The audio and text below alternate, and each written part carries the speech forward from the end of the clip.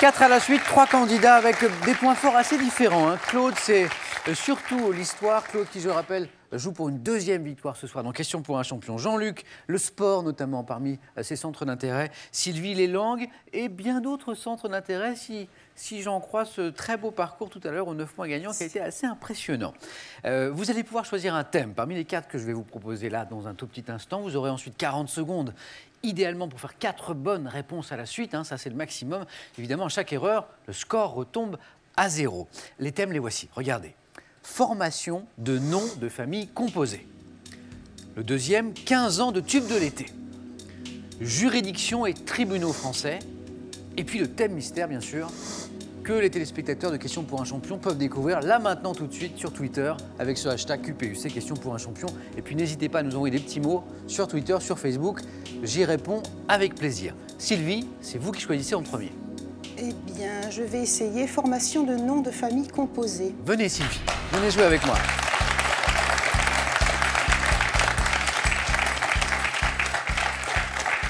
Sylvie, je le disais tout à l'heure, étudiante à l'Université du temps libre d'Aquitaine. Rappelez-nous le concept de l'Université du temps libre. C'est-à-dire que tout le monde peut s'inscrire en début d'année et ensuite chaque étudiant a le choix d'étudier des langues, de l'histoire, des programmes d'histoire, des programmes de... Philosophie peut-être de philosophie. Vous par exemple, quel type de cours suivez-vous? Alors, végétaux, ouais. Anthropologie, art contemporain, grec ancien et psychanalyse. Mais... Mais où est-ce que vous trouvez le temps de faire tout ça? Je suis retraitée. Oui, enfin voilà. Quand même. Bon. Et c'est difficile de faire un emploi du temps justement pour ne pas être tout le temps à la fac. Bon. Formation de noms de famille composés. Prête? Essayons. Top. Quel franco-allemand, surnommé Danny le Rouge dans sa jeunesse, Cohn-Bendit. Quel ancien maire de Bordeaux fut autorisé à ajouter son nom? Chaban-Delmas. Quelle exploratrice française, connue sous son nom de jeune fille, accolée au nom de son mari, fut la première européenne à pénétrer dans Lhasa? Alexandra David-Nil? Non. Quel homme politique fondateur en 1843 du journal La Réforme a accolé son nom à un patronyme issu de sa famille maternelle? La Réforme, homme politique, 1843. 1843, un nom composé. Un homme politique. La Réforme. Non. Je passe. Quel physicien a progressivement été désigné par un double patronyme formé de son nom et celui de sa femme Irène, avec lequel il a reçu le Nobel? Joliot-Curie. Joli, 3 points. Bravo Sylvie. Hey, bon choix de thème. Merci. Je reviens sur cette seule question. Oui. Et vous avez... Je n'ai pas compris la question. D'abord, vous avez eu raison de prendre le temps, puisque c'était la question du 4 à la suite. Quel homme politique fondateur en 1843 du journal La Réforme a accolé son nom à un patronyme issu de sa famille maternelle? Je crois que vous ne le voyez pas. Ledru-Rollin. Ah, Alexandre Ledru-Rollin. On peut peut applaudir Sylvie pour ce 3 points. Merci. Bravo Sylvie. Sylvie qui continue son beau parcours ce soir dans Question pour un champion. Jean-Luc, c'est à nous. 15 ans de tube de l'été, juridiction, tribunaux français ou alors le thème mystère. Juridiction et tribunaux français. Venez Jean-Luc.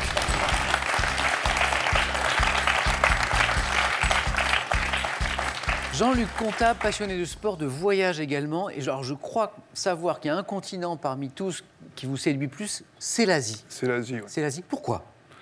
Pour la mentalité, pour la gentillesse des gens, pour le climat, pour l'ambiance.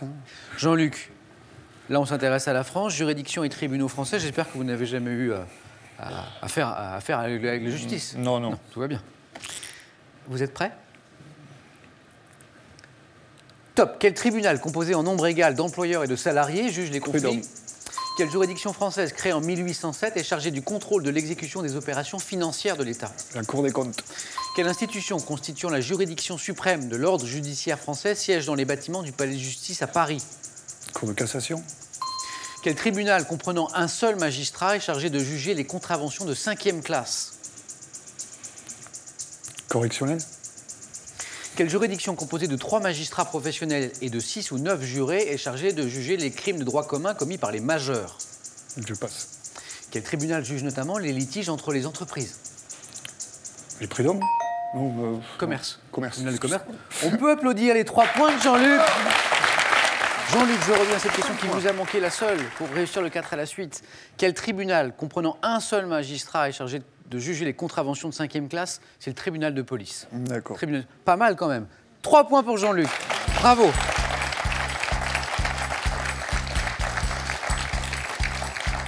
Et puis un peu plus tard, il y avait cette juridiction avec 3 magistrats professionnels, 6 ou 9 jurés qui est chargé de juger les crimes de droit commun commis par les majeurs. Et là, c'était la cour d'assises.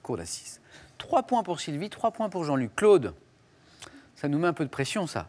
Mais on n'est pas à l'abri d'un 4 à la suite. Qui sait? Claude, 15 ans de tubes de l'été, sur lesquels vous avez peut-être dansé, qui sait? Ou le thème mystère? Pas facile, hein? Non, parce que les tubes de l'été, s'il y a des tubes anglo-saxons, je vais avoir énormément de mal. Je vais essayer le thème mystère. Venez, Claude, venez jouer avec moi.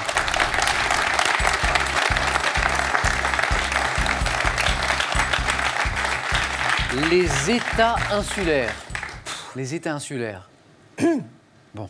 Bon, ça s'arrange pas. Claude, on a parlé ensemble de peinture hier. Vous peignez sur bois, sur métal également, de votre passion pour l'histoire. Et puis pour l'écriture aussi. Je crois que l'un de vos rêves, c'est de finir votre roman. Oui. Un roman que vous avez débuté. Oui. Qui parle notamment du droit à la différence, c'est ça? Oui, absolument. On va se concentrer sur les États insulaires. Claude, bien concentré, attention. Top, quel État de l'océan Atlantique appelé R en gaélique occupe l'Irlande? Dans quelle île des Grandes Antilles la capitale est-elle située dans la baie de la Havane? Cuba. À l'est du détroit de Floride, quel archipel a pour capitale la ville de Nassau? Nassau, archipel. Je passe. Quel État insulaire du golfe Persique d'une superficie de 685 km² est relié par un pont à l'Arabie Saoudite? Le Koweït. Quelle île située au sud-est de la Sicile a pour capitale la Valette? Malte. Quel État d'Océanie formé de 2 îles principales séparées par le détroit de Cook était à l'origine peuplé exclusivement par les Maoris? Ça, vous l'avez. Maoris, État d'Océanie. La Nouvelle-Zélande. Nouvelle-Zélande, oui. 2 points pour Claude. Claude.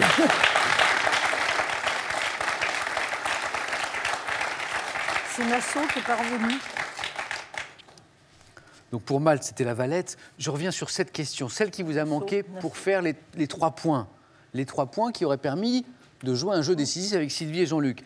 À l'est du détroit de Floride, quel archipel a pour capitale la ville de Nassau? Ça ne revient pas. Les Bahamas. Ah oui. Ça ne revient pas. Les Bahamas. Et puis enfin, cet État insulaire du golfe Persique, eh bien, c'était l'État du Bahreïn. Ah oui. On peut applaudir Claude. Bravo, Claude. Claude, un titre de championne quand même. Un titre de championne quand même. Donc ça n'est pas rien. Non, non, ça n'est pas rien. En tout cas, j'étais très heureux de jouer avec vous, avec votre sourire, votre sympathie et votre bonne humeur. C'est très sincère. On ne va pas se quitter comme ça, on va se quitter avec un beau cadeau pour vous. Xel.fr, vente en ligne de sacs et bagages de marque, vous offre cette valise et son vanity assorti. Trouvez tout ce qu'il vous faut sur Xel.fr. Amateurs de grillades et de barbecue, ces 4 ouvrages sont pour vous. En plus de la Bible du barbecue, voici les grillades, les burgers et hot and spicy. Plus de 300 recettes originales pour profiter pleinement des beaux jours. Et maintenant, c'est à votre tour de jouer et, je l'espère, de gagner pour soit, on ne se moque pas de vous, soit une voiture, soit 10 000 €. C'est vous qui choisirez, mais d'abord, il faut bien sûr répondre à cette question. À partir de 1965, quel animal est associé au feuilleton télévisé Belle et Sébastien? Vous vous rappelez? 1. Une chienne. 2. Une autruche. La bonne réponse pour le téléphone 3243 par SMS 1 ou 2 au 7 10 20. Tirage au sort, vous le savez, parmi toutes les bonnes réponses. Dans une poignée de secondes, le face-à-face entre Sylvie et Jean-Luc.